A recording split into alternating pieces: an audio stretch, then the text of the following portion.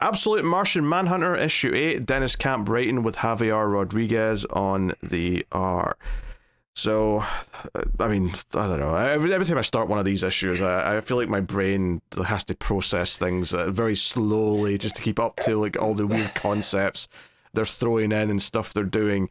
And honestly, there's an element of this one where I'm still not entirely sure exactly what, like, I get the gist of what's happening, but like some of the finer details, I don't quite get all of them yet. I think this book definitely is going to read better after you've read it once through, right? So you read the singles, and then you have some time to think about it, and then you go back and read it together. I think a lot of different things are going to pop, because I feel like Camp is excelling at telling the longer story. And like, yes, each single issue's been good, right? Good to great. It was highly rated by us all year. But I do think that putting it together when things lock in, it makes it that much better. And I feel like this is one of those issues, because outside of the stuff that happens at the end, I'm having a hard time putting some stuff together on this one. You know, I had to read, this one took me a bit longer to read because I kept going back over certain pieces of dialogue and looking at the the art, and trying to make what it was doing. And it's a lot. Like, it was not a lot of comic books overstimulate me. This is one that definitely does. Yeah, it's probably best just to try and go through it, I guess, and just kind of try and get the ideas across here. So the first page is basically just trying to show that everyone in the city is starting to like rat on people, either their neighbors, their spouses, their parents, whatever it is, and it's all accompanied with these little panels to the side of white lightning on black, which I was kind of reading as like this is literally white Martian like influence, like striking kind of thing. Yeah, it's the cracks in the, I was taking it, they're the cracks in the fabric of reality, right? This is how the white Martian is pushing in now. I agree with that. But I think it is meant to look like lightning as well, almost like it's like, you know, like the sky is cracking open almost. Right. So you know, you get this idea, and because of this, John has been told that he's back at work and he has to go out and like look into some of these claims and sort of see which ones have any validity to them. But even just in this scene, we've got Julian narration. Or not even Julian narration, but we've got narration from like Jean, the Martian, in his head. But some of it is like in bubbles that are talking to John, and some of it is just like narration talking to us. And you've got like his superior like eating, I think it's maybe like chicken tenders or something. But it's colored in the multicolors of like the thoughts that we've been seeing throughout the whole book. So either red, green, purple, whatever. So the visuals are insane. Like he's biting into like a green blob, but it's talking about chicken, and the narration's talking about even the narration, there's speech bubbles coming from the chicken, but because it's in the color that matches the color of the so the green one that he's eating, the speech bubble coming from it is green, which does indicate that it's not real speech. It's like mental, you know, telepathy, Martian seeing stuff speech. And it's talking about how, if you knew what they did to me and how they fried me, you would never bite into me, and so on. Yeah, they're the vegan talking points, right? When you talk to that person that's vegan and very pro animal rights, and they tell you all the horrible things that happen to farmed food and whatnot, those are all those in there, you know? But I also took this as, so these are supposed to be like chicken tenders or chicken fingers or whatever, but also the way that he's eating them makes it grotesque. So it's like, is that purposeful on the art style? Because I don't know anybody who eats chicken fingers with two hands like that. You know, like and bites into the side of them. That's kind of weird. Yeah, because it's almost more like he's trying to eat fried chicken. You know, so there's like this disconnect that's going on too, which has to be purposeful because we know this creative team. You know, nothing's done by accident. And then when I go back and look at it now, this is one of the things it didn't hit me in the moment, but now we're talking about it. We know that the emotions take these different colors, right? From the beginning, this is what's been. So it's almost like his superior is eating his feelings. And this is how he's dealing with all of the work that's coming through, right? He's like stress eating, talking about all the stuff that's coming through. And this is why the colors are matching the stuff that's coming off of there, right? And then the dialogue that's in there that's coming off the food, I feel that has more to do with the anti-life exposure that we're getting, right? Where you're just being bombarded by all this information. Yeah, the Martians is kind of explaining here or there that the anti-life exposure that's happening is driving cracks in reality, and it's driving people apart into being isolationists, and therefore that's what's causing them to rat on people and like basically disconnect all of their all of the relationships that they have. So but John doesn't go to work though, he just goes to a diner and we get a lot more, again, sort of inventive art where these different colored thoughts come off of different people who are all colored in different ways. So there's one person is all red, one's all yellow, one's all blue, and we've just got like thoughts streaming from their head that's sort of written kind of like in sort of smoke writing coming from their head. So it just gives you this sense that all this stuff is kind of continuous and it's ever present. And meanwhile, we see back at his house, and he's not living there right now, his kid, who we know is infected with white Martian stuff, has like white smoke coming from his eyes as he's like ramming a toy car into the toy Martian. Yeah. And it's like, okay, all right. And then if you look behind him, the other figures are the ones that we see later. Yes, yeah. So this is the element actually that I was a little bit hazy on by the end. So we get introduced to these three characters, right? And it's the very next page where we see them kind of in the world. And we see like the one guy with the hat, kind of the old-timey gangster looking dude, and he's got red, white, and blue smoke coming from him, right? And it's like, okay, that's one character. And then we have the woman who's floating and has all the different colors coming out of her face. And then we've got the woman who's just all in green, who looks like kind of like an assassin or like a secret agent. Yeah. All right. And it's like, okay, so we've set up these three characters. And then the issue progresses, and the plot of the issue is that John wants a night away from the Martian. He's like, hey, give me a night. I want to go talk to my wife and reconnect. And I like, it's hard to do that when you're always there. And the Martian says that's dangerous. We're more vulnerable to the white Martian if we're separated.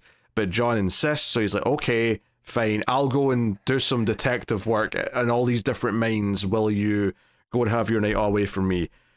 There's some great art depicting that. There's a page or a panel where the Martian is literally swimming from one brain to the next, and it's like a cool page. It's just some of the smart stuff this book does. But then we get to this thing though, where like these three characters, the three assassins I'll call them, are like coming after the Martian wherever he is. So like the Martian's inside the head of what seems to be a janitor somewhere, and we see like the gun with the red, white, and blue smoke around it like fire a bullet at this guy, and we see like this panel of the Martian like sitting like in this guy's head. It's almost like we're seeing like a sort of X-ray of the guy's brain, and it's actually kind of like talking about how this this assassin represents the idea that nationalism is part of the anti-life of like saying, hey, we're separatists, we're this, we're that, which obviously feels very topical right now, and it feels like a bit of commentary.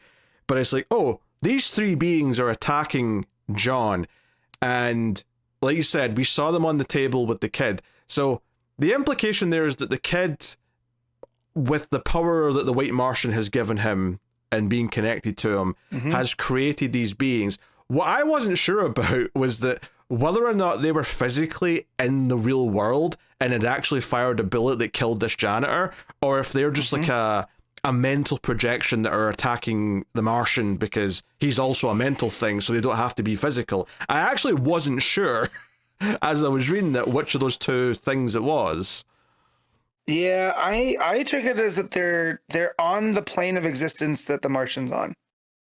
Right? Because the way that they say, so the page where I'm getting back there, where, you know, the girl's in green, right? And the guy has the smoke coming off of him that is red, white, and blue, right? They talk about how these illusions are important in life, right? And that they're to protect us from the things we're not supposed to see, the things that can hurt us, right? So it's just the idea, it's the whole idea of the social contract, right?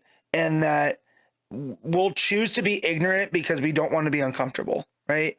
And that goes to me back to the stuff with the chicken, right? Is you have to be willing, if you're going to eat meat, right? You have to be willing to accept some of the bad things that are done to the food, right? To the animals that were the food, right? Other people can just choose to ignore that, and they can live with that delusion like the chicken on the plate isn't the same as the chicken in the barnyard, right? To them, those are two separate things.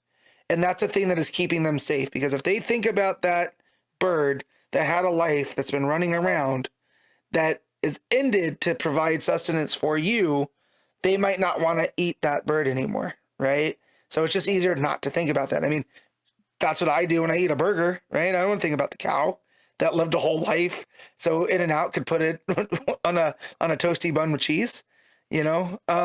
I think about it. I think about the slow, painful death, and I enjoy every bite that much more. Well, Pete, you've always been a little bit closer to anti-life, all right? Like, so, you know, but when we see that there are these people walking around, you know, and they're not, you know, the guy with the red, white, and blue smoke, the people that are him, where they talk about the illusions are important, it's two people colored red and blue, and they look like they don't trust each other. Right. So it's almost like this sense of nationalism is dividing people. Right. Red and blue are literally the colors of the political parties in the US. So right. I don't think that's an accident. Right. No. And then when it says, you know, they protect us from the things we're not supposed to see. Right. The lady that's made up of all the colors, it looks like that's almost like a memorial that's on the ground. Right. But the person that's walking past it is just ignoring it. Right. Because they don't want to think about something bad that had happened there, you know. And then same with the lady that's all green that looks like an assassin, and then there's another person that looks like a homeless person, right, that's there, you know, and it looks like she blinds the guy that's facing the other way, so that's him basically turning the other way. So these are all representations of stuff that we do to provide this thin veil, you know, that divides everybody. And I feel like with what the Martian's talking about is the moment that we drop that veil and we learn to accept each other for who we are, that is going to push back against all the anti-life stuff, right? Yeah. When we realize that we have a lot more in common than we do apart, that strengthens us. The plot of what's happening here is effectively that veil is getting thicker because the anti-life equation is pushing everyone apart. So. Yes. Well, those veils were already there in a thin way where we can, you know, we know about the chicken. Right. We just choose to ignore it. It's getting worse in the sense that people are really getting more and more separate. So the social commentary is very strong with that as well, actually. But so we see that the Martian's been attacked by all these beings as John's went to see his wife and he's talking to her and like. You know, and it is kind of like cold at first, but playful at the same time, where she's sort of saying, hey, you tried to tell me that all this is because of Martians. Do you still think that? And he's like, well, I just called them Martians. They're not really from Mars. And then she's like, well, if you really have telepathy because of this thing, what am I thinking? And he's like, oh, cheese. And she's like, that doesn't count. I'm always thinking about cheese. That doesn't prove anything. But it did get me thinking, like, well, okay, well, get ready to think of a number. Like 5 digits. And, you know, hit it nail in the head. But I do love the playfulness there. That's there. 'Cause they are a married couple. They have a kid. You know, of course he would know that, you know. It does feel like they are on the way to patching things up a little bit here, even though he doesn't stay. You know, he does go back to the motel or whatever, but like it does feel like they're getting a little bit further along. As the Martian is like dodging bullets in the alleyway and all sorts. And there's a really cool moment here where he realizes that if he's been attacked, it means John's also in danger, so he's yelling out. You know, and the whole thing is like. And that's the other thing with the wife is that, are we entirely safe being around you right now? If any of what you're saying is true, and he kind of admits, no, probably not. So, you know, so they basically, these 3 characters have effectively taken down, because the one that's got all the colours basically acts as a sniper and takes the Martian out, seemingly. And the ending of the issue, the big cliffhanger, is that it seems like the Martians come back to John, but when we see him, it's actually the new toy that the kid was making on his table. He was making a new thing. And so I think this is absolute Despero. And the reason why I'm saying that, two reasons. One, the kind of spiky kind of qualities remind me a little bit of Despero on the head. And you still get the singular sort of like, it's a green circle in this character. Yes. But the other thing is when he's talking to John at the end of the issue, and like he says, "Oh, they call me Despair, the killer of hope, Despair the blue, Despair the empty," and then the one that really caught me was Despair the zero, and I was like, Despair the zero, Despero. Like, I'm like, oh, that's very like it's getting very close to Despero at that point. Yeah, and so a lot of people associate the Despero with the the big hulking pink guy with the fin on his head. Yes, but when he made his debut originally, he was this smaller alien, like regular human sized alien, and the fin went the opposite way. The fin went horizontal, not like it went this way, not this way, like a shark's fin. And so when I saw the kid playing, like he's making a thing, and there's this weird fin thing, I was like, that kind of reminds me of classic Despero. So as we're going through, and I was going through, when we get there and it called itself Despair, I was like, oh, that's what we're doing.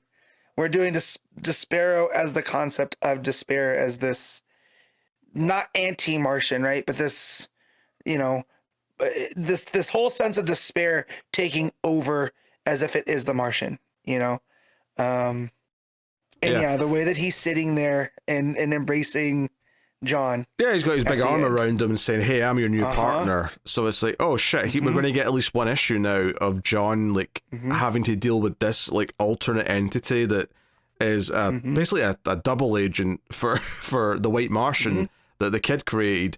So I think that's going to be an interesting story to play out, and might make John appreciate the Martian more and make him like, hope to get him back and have to save him or something.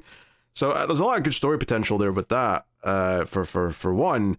But yeah, I think what's so impressive about this book is that I almost always like the issue even more after we've talked about it than when I initially read it. I always like it when I read it, but usually sitting talking about it always enhances it, and that's not true for most comics. I would say, I'd say that's like a rare special thing with this, where the ideas are so deep and they're so complex that having a discussion about it always makes it better after the fact. Yeah, and just this whole concept too of anti-life is what's pushing through and breaking the breaking the cracks in reality. And it does feel like Mr. Miracle with what King did there by making anti-life this sense of depression in Scott's life. Right. And he's got to push back. But in that case, it was, representative of Darkseid, the New Gods, and all this other stuff. And here it's playing out with these thought forms. Right. And the anti-life is pushing into our world, but it's taking things that are already there and magnifying them, making them bigger. But it is tied to Darkseid, though, which I like. This was surprisingly the first book that showed us Darkseid in the Absolute Universe. It was, hey, the White Martian's working for Darkseid, or is connected to Darkseid or whatever. So, no, I mean, I think it keeps shaking things up and reinventing the way it's telling its story. And the character of John and his family feels very fleshed out at this point. But also these ideas keep evolving, so there's always something new and interesting to see as each issue goes by. So honestly, it's hard to fault much of it at this point. It is a very dense book, and there's a lot of ideas to process. But once you do process them, they're almost always very satisfying. Yeah, again, I get very overstimulated reading this one in a way, and not like, oh my god, there's so much art, or like in the Hayden Sherman looking at the art style way. That's just like, it's very dense. There's a lot going on. There's things to decompress here. And then one thing I do love about this book is it includes us, the reader, in things, right? Sometimes it's Martian vision. Other times it's here. They want us to draw the cage around the Martian, right? Yeah. Like it breaks. The guy looks like Uncle Sam's like, I want you to join the agency, and the Martian's laying on the ground and wants you to connect all the dots. And when it does, that's how they're able to bring Despero in, or Despair the Zero. So yeah, it's a book that is like ahead of the curve, when it comes to storytelling, because it's so multi-layered. And yeah, I think it's gonna have this long legacy, I feel. Because there's no other book like it, even amongst the absolutes and some of the other companies that I've seen. This is one of the few books that I can see that stands like Absolute Martian Manhunter is just Absolute Martian Manhunter. You can't compare it to anything. Yeah, and I think the build up as the Martian, is being attacked by the assassins and yelling out John's name, realizing he's in trouble. I think the art in those pages is fantastic, and then the cliffhanger is genuinely very interesting and shakes up what the book's going to be, at least for the next issue. So no, excellent stuff. And the idea of like strengthening the friendship between John and the Martian is also a really interesting idea, which I can only imagine their friendship will be stronger once they're through this story of like them being separated in some form. So yeah, excellent stuff. What are you giving Absolute Martian Manhunter? I'm giving this do I want to go a bit higher? I'll give this one a 9. Yeah, 9 was what I was thinking as well. So fantastic. 9 out of 10 for that.